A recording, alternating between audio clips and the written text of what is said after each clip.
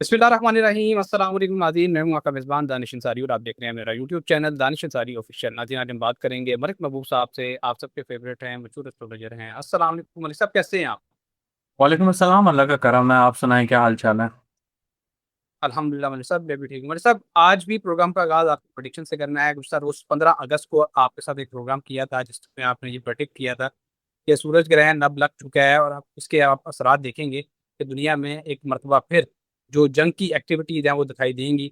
आज ही की एक मेजर खबर है, बड़ी खबर है कि रूस ने यूक्रेन पर फ़ज़ाई हमले किए हैं और एक पूरा स्टील मिल का जो प्लांट है वो तबाह कर दिया है। दूसरी तरफ यूक्रेन ने जो अभी ड्रोन्स हमले किए हैं और मिसाइल फ्यूल तैयार करने वाला एक पूरा प्लांट रशिया का वो तबाह कर दिया है। और अभी जिस वक्त हम ये प्रोग्राम कर रहे हैं लाइव, मेरे पास डिटेल्स आ रही हैं कि दोनों ममालिक के दरमियान मिसाइल्स और ड्रोन्स का तबादला हो रहा है, यानी कि एक जंग छिड़ चुकी है। मतलब साहब, ये काफ़ी अरसे तक खामोशी रही, काफ़ी महीनों तक खामोशी रही, हल्के फुल्के अटैक होते रहे, लेकिन ये सूरज ग्रहण के बाद जो आपने प्रोडिक्ट किया था, आपकी प्रोडिक्शन दुरुस्त हुई और ये जंग शुरू हो चुकी है। क्या ये जो अटैक हैं आज ही के दिन और कल ही के दिन, एक दो दिन ही जारी रहेंगे या फिर ये तवील होता मामला आपको दिखाई दे रहा है और फिर दुनिया पे क्या असर होंगे? देखिए, दानिश साहब, मैंने आपको पहले भी बताया था कि जो हमारे पास अप्रैल से जुलाई तक का एक ब्रेक था, वो मुझे नजर आ रहा था कि दुनिया में ब्रेक आने वाला है। ये जंगों में कमी आ जाएगी, बीच बीच बीच में होती नहीं है, आपके सामने ही है। और इन चीजों में कमी आ जाएगी। लेकिन अब जो टाइम शुरू हो रहा है अगस्त ऑनवर्ड, ये बड़ा क्रिटिकल टाइम है, ये बहुत डिस्टर्ब टाइम है। और बहुत अनप्रडिक्टेबल चीजें आपके सामने अगले 15 दिनों में आएंगी। बहुत अनप्रडिक्टेबल। वजह बहुत सारी हैं। प्लानिटरी एस्पेक्ट्स की बात करें तो मार्स राहु का ट्राइन है। मार्स राहु के नक्षत्र में, राहु मार्स के नक्षत्र में, तो ये चीजें बहुत क्लियर इंडिकेट कर रही हैं कि major activity related to military आपके सामने आने वाली है। और अगर ये, जैसे आपने मुझसे पूछा कि क्या ये एक दो दिन की बात है, अगर अल्लाह करे ये एक दो दिन की बात रहे, लेकिन अगर ये जंग यहाँ रुकेगी तो कहीं और नया मसला खड़ा होगा। अब मैंने बताया है कि आपको पिछली वीडियो में, नॉर्थ और साउथ, अगर आप रूस रूस को भी देखें, वो नॉर्थ की साइड में पड़ता है दुनिया में तकरीबन। और साउथ की तरफ नीचे आ जाएं तो इधर ये साउथ अमेरिका, ये साउथ वाली साइड, यूरोप, ये अभी आपको बहुत डिस्टर्ब होते हुए दिखेंगे। फाइनेंशियल मार्केट में बहुत मेजर क्रैश मैं एक्सपेक्ट कर रहा हूँ। तो अगले 15 दिन, जैसे मैं बार बार बता रहा हूँ, बार बार रिपीट कर रहा हूँ कि ये बहुत क्रिटिकल नजर आ रहा है मुझे। तो अल्लाह करे खैर खैरियत से गुजरे, कोई मेजर एक्टिविटी ना हो, लेकिन फिलहाल सितारों की रोशनी में मुझे ये रीडिंग नजर आ रही है। ओके मलिक साहब। अच्छा मलिक साहब, एक और अहम खबर है, वो ये है कि ईरान की मुसल्लह अफवाज ने आज एक ऐलान किया है और ये ऐलान जवाब बाकायदा दिया गया है अमेरिका के इस इकदाम का। अमेरिका की तरफ से पहली बेड़ा यूएसएस जॉर्ज जो है वो भेजा गया है ईरान की तरफ, बाकायदा जंग का आगाज करने के लिए या आपने हुर्मस पर अपना कंट्रोल हासिल करने के लिए, मुकम्मल कंट्रोल के लिए ये भेजा गया है। उसके बाद ईरान की फौज ने कहा है कि अमेरिका और इसराइल की मुकम्मल शिकस्त तक हम हथियार नहीं डालेंगे या फिर इनसे मुज़ाकरात या कोई आराम से नहीं बैठेंगे। मलिक साहब, फर्स्ट टाइम ऐसा हुआ है कि ईरान की तरफ से इस तरह का बयान सामने आया है। क्या वाकई ईरान अब बाकायदा एक प्रॉपर जंग के लिए तैयार हो चुका है और क्या वाकई अब स्टेट ऑफ हॉर्मोज का कंट्रोल जो है वो ईरान के हाथ से निकल के तो अमेरिका के पास जाने वाला है? क्या देखते हैं इस बात? दानिश साहब, मैं आपकी इस बात से इत्तेफाक नहीं करूंगा। मेरे ख्याल से ईरान ऐसी धमकियां देता रहा है, लेकिन मेजर बात यह है कि उन्होंने हर चीज के ऊपर रिटेलिएट किया है, कभी स्टार्ट नहीं किया। और ये बहुत एक समझदारी का पहलू कह सकते हैं, या यूं कहा जाए कि एक मतलब ऐसी चीज जिससे चीजें और अग्रेसिव ना हो। उन्होंने हमेशा यही कोशिश की है, जो मेरे सामने इस वक्त के इनके चार्ट के हिसाब से नजर आती है।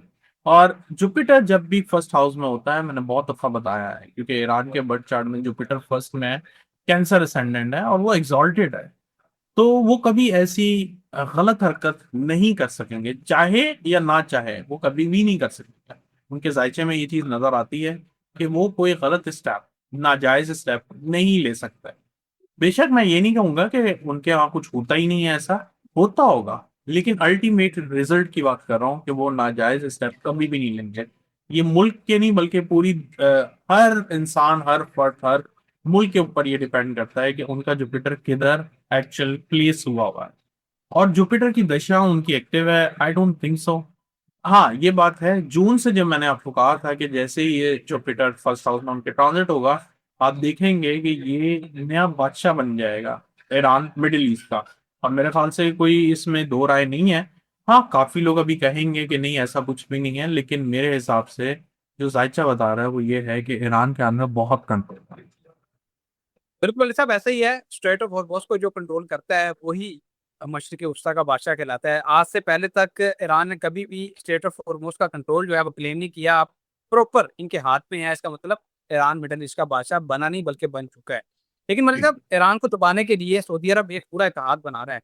पहले उन्होंने पाकिस्तान के साथ मुआहदा किया, फिर मक्का एग्रीमेंट किया गया, तुर्की को भी ऐड कर दिया गया है। अब सऊदी अरब, तुर्की और पाकिस्तान ने दावत दी है मिस्र को बकायदा कि आप भी इस एग्रीमेंट में शामिल हो जाएं। तो मौलवी साहब, जाहिर है एक म्यान में दो तलवारें नहीं रह सकती। आप क्या देख रहे हैं, क्या एक इलाके में दो बादशाह बनने वाले हैं, ईरान भी और सऊदी अरब भी?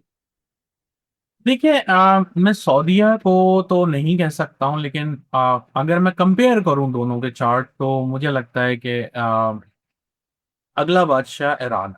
आप माने ना माने, जितने भी मुल्क इकट्ठे हो जाएं, लेकिन एज पर द रीडिंग जो चार्ट नजर आ रहा है, मुझे उससे कोई लेना देना नहीं है। ईरान कितना पावरफुल है, एटॉमिक पावर है, सऊदीया कितना है, मुझे उससे कोई लेना देना नहीं।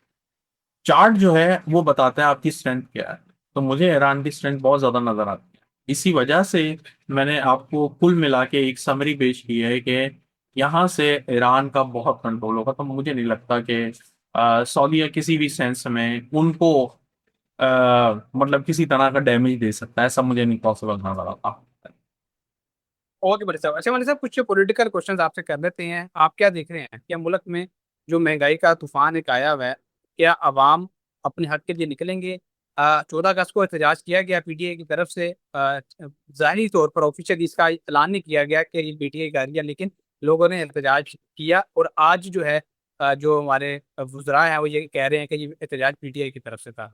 तो आप क्या देख रहे हैं, क्या आगे भी लोग निकलेंगे जिस तरह 14 अगस्त को निकले, प्रॉपर एहतजाज हुआ? क्या देखते हैं इस सवाल? देखिए, अगर मैं 17 अगस्त की बात करूं तो ये वो दिन है जहां पे सन का कंजंक्शन स्टार्ट हो जाएगा केतु से। और 17 से 3 दिन आगे मोस्टली सन जो है 1 डिग्री एक दिन में ट्रांजिट करता। तो अगर हम 3 दिन लगाएं तो तकरीबन 3 डिग्री पे सन आ जाएगा। और केतु जो है ऑलमोस्ट 5 और 4 डिग्री के बीच में ट्रांजिट कर रहा है। तो ये कंजंक्शन जैसे जैसे टाइट होता जाएगा, तो ऐसा महसूस होता है कि गवर्नमेंट के लिए बहुत बड़ा चैलेंज शुरू हो जाएगा। तो अवाम निकले ना निकले, मुझे चैलेंजेस नजर आ रहे हैं गवर्नमेंट पे। और अवाम के लिए, या यूं कहा जाए किसी भी एहतजाज के लिए, ये ऐसा टाइम हो सकता है जिसमें रिजल्ट आप तवक्को कर सकते हैं। तो वो इसलिए क्योंकि ऑपोजिशन वीक हो रही है, और आपका जो एक आम आदमी है जिसको हम सेकंड से कंसिडर करते हैं, वो बहुत स्ट्रांग हुआ है। तो इस दौरान में मेजर एक्टिविटीज गवर्नमेंट ने, या यूं कहा जाए एक्टिविटीज नहीं, हलचल, वो आपको नजर आने वाली है। बहुत ज्यादा हलचल होगी। और इसी वजह से मैंने आपको बताया कि आज से लेके तकरीबन 15 दिन आगे बहुत इंपॉर्टेंट गुजरने वाला है पूरी दुनिया के लिए। ओके मलिक साहब, अच्छा मलिक साहब, एक और बयान सामने आया है पीटीआई की तरफ से। पीटीआई की तरफ से ये कहा गया है कि अगर इमरान खान साहब से हमें हमारी मुलाकात जो है वो करवा दी जाती है तो हम कायमा कमेटी में वापस आ सकते हैं। अब मलिक साहब ये बताइएगा, पीटीआई का हुकूमत के अंदर रहकर या फिर पार्लियामेंट बेंचेस पर बैठकर इस मसले का हल निकालना, खान साहब की रिहाई की तहरीक चलाना, वो ज्यादा बेहतर है या सड़कों पर आना ज्यादा बेहतर है? क्या देखते हैं इस बात से? पीटीआई के लिए फिलहाल एक यक्ष मतलब जैसे बोलते हैं ना, एक जान होना बहुत जरूरी है। क्योंकि अंदर ही अंदर मुझे इधर बहुत डिस्ट्रप्शन दिख रही है। और ये जो महीना है इसमें बहुत हलचल होने वाली है पीटीआई में। तो मुझे लगता है कि ये एक पेज पे नहीं है, ये अब जान नहीं है, जिसकी वजह से आने वाले दिनों में इनको इसके बुरे नताइज मिल सकता है। और जो आप मुझे 27 सितंबर का बार बार बोल रहे हैं, मैंने वैसे ही एक डेट देखी है उसकी रेगुलर, मतलब जैसे देखते हैं और उस दिन का जायचा बना के, तो मुझे कुछ महसूस नहीं होता कि उस दिन कोई मेजर एक्टिविटी पीटीआई की तरफ से होगी। वो अलग बात है कि उसका आगाज अगर ये पहले कर दें, किसी और टाइम पे कर दें, तो फिर वो सब चीजें बदल जाएंगी। लेकिन 27 सितंबर में ये कोई मेजर मार्का मारते हुए नहीं नजर आ रहा। मतलब साहब अभी आपने जिक्र किया कि पीटीआई एक पेज पर नहीं है और इनके अंदर बहुत सारे इख्तलाफात हैं। अब शेर अब्दुल मरवा साहब ने एक बड़ा दिलचस्प आज ही ये इंकशाफ किया है। उन्होंने बताया कि पीटीआई में 3 ग्रुप्स जो हैं ये बन चुके हैं और ये एक दूसरे के शदीद खिलाफ हैं। बोले साहब आपकी बात बिल्कुल दुरुस्त है। आप क्या देखते हैं, क्या ये सिर्फ 3 ग्रुप्स तक की बात महदूद रहेगी या पीटीआई आगे मजीद ग्रुप्स में भी तकसीम हो सकती है? क्योंकि अभी जो हालात हैं उसके मुताबिक देखा जाए तो पीटीआई एक प्लेटफॉर्म पे तो इकट्ठी होती दिखाई नहीं दे रही, बल्कि मजीद तकसीम होती दिखाई दे रही है। आप क्या देखते हैं, क्या आप इस बात से इत्तेफाक करते हैं? जहां पे मर्क्यूरी की इन्वॉल्वमेंट आती है वो 3 मल्टीपल पे चलता है। 3 के बाद 4 नहीं होगा, 3 के बाद 6 हो जाए या 9 हो जाएंगे। तो 3, 6, 9 के नंबर चलेंगे। इसके अलावा अ, अंदर हो सकते हैं 2-3 लोग हों जो अलग पार्टी बना लें, लेकिन एक्चुअल में पार्टीज इधर 3 मल्टीपल के हिसाब से बनेंगी, इससे ज्यादा नहीं। अच्छा मेरे साहब लास्ट क्वेश्चन करूंगा। हमने देखा है कि पीटीआई की क्यादत से तो अब जो आवाम है खान साहब को जो सपोर्ट करते हैं या उनसे कोई लगाव रखते हैं या जिन्होंने वोट दिया खान साहब के नाम पर, वो तो बिल्कुल उम्मीद हार चुके हैं कि ये क्यादत कुछ करेगी। आप क्या देखते हैं, क्या लोग खुद से कोई तहरीक चला सकते हैं, खुद से कुछ ऐसा इकदाम उठा सकते हैं सोशल मीडिया पे, जैसे इंडिया में हमने देखा कि कॉकरोच जनता पार्टी बनी और उसने अपने मुतालबात मनवाए और एक वजीर का इस्तीफा देना? इंडिया की तारीख में बहुत कम ऐसी मिसाल मिलती है। क्या पाकिस्तान में भी आपको इस तरह का कोई नया सिलसिला, कोई नई तहरीक चलती दिखाई देती है जो अवाम खुद चलाए?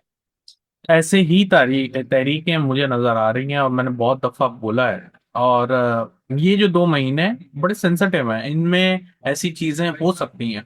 और जैसे कि पाकिस्तान अपनी दशा को कंप्लीट करने जा रहा है अगले साल के एंड में, तो जाहिर है ऐसे तो बैठे बैठे चेंज नहीं आएगा। चेंज के लिए कुछ ना कुछ होने वाला है, और कुछ बहुत बड़ा मैं एक्सपेक्ट कर रहा हूँ, जिससे पूरे मुल्क का सिस्टम, या यूं कहा जाए कि मुल्क की जो एक बैकबोन है, उसके अंदर मेजर अमेंडमेंट्स नजर आ रही हैं मुझे। मलिक साहब बहुत शुक्रिया, आपने अपने कीमती वक्त में से कुछ वक्त निकाला, इतनी जबरदस्त प्रोडिक्शंस मालूमात हमारे साथ शेयर की। नाज़रीन आपका भी शुक्रिया, कमेंट्स करते हैं, फीडबैक देते हैं, सवालात पूछते हैं और आपके सवालात हम डेली बेसिस पर अपने प्रोग्राम में भी ऐड करते हैं। कमेंट्स जरूर किया करें। इंशाल्लाह नेक्स्ट प्रोग्राम में ऐसी दिलचस्प टॉपिक दोबारा पेश होंगे। अगली वीडियो तक की मुझे और मलिक महबूब साहब को इजाज़त दीजिए। अल्लाह हाफिज़।